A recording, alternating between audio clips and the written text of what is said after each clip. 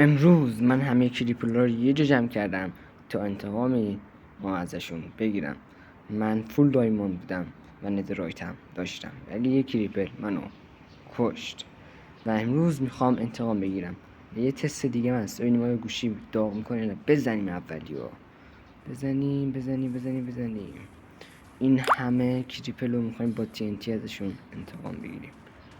اوه یا ابوالفضل گوشی داغ کرد. باگ و عشقه. اوه شما باشین دیگه منو نکشین.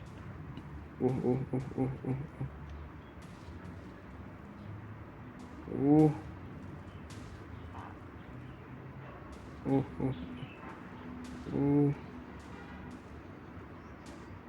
هنوزن یه عالمه TNT اون ورنا کنیم. خب فکر کنم یه 20 ثانیه دیگه تموم شه. هی باگ گرفته.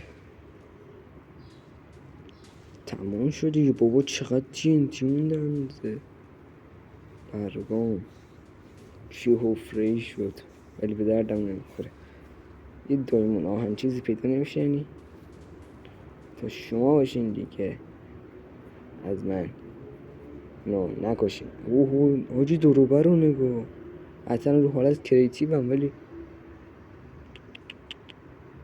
حاجی تکون نمیتونم بخورم. گوشی چقدر باگ کرده. برگام گوشی باگ گرفته. سگی.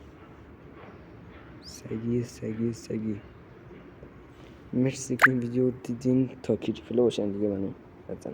فعلا الیاس.